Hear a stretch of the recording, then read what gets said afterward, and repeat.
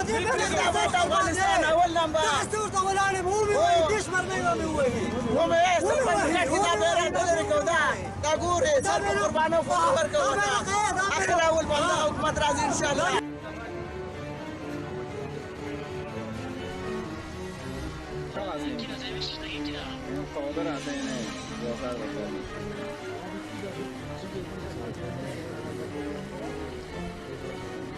من از افغانستان طالبان در افغانستان وضعیت بسیار خراب بود. کلا افغانستان طالب گرفته بود ولی در افغانستان کاربار نیست. ما از خاطر مجبوری جمع آمدیم به خاطر که کار کنیم. از افغانستان آمدیم میخوایم بریم به طرف اروپا. افغانستان خیلی وضعیتش خراب است. دیگه طالبان آمده در افغانستان اصلا سر میبرند. دیگه کاروبار نیست در افغانستان. بدبخت بیچاره آواره شدیم. این مرزا را زده آمدیم و به اینجا رسیدیم.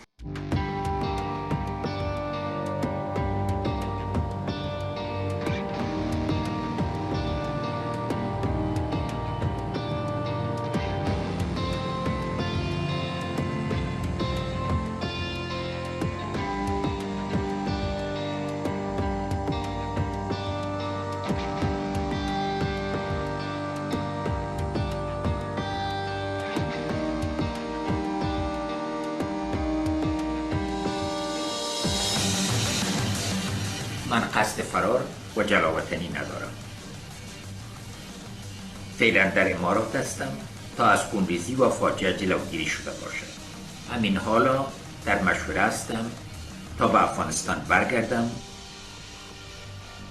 و به تلاش‌هایم برای تأمین عدالت، حاکمیت افغان‌ها بر کشورمان و اعاده ارزش‌ها و دستاوردهای واقعی اسلامی و ملی مردم افغانستان با هم مبارزه کنیم.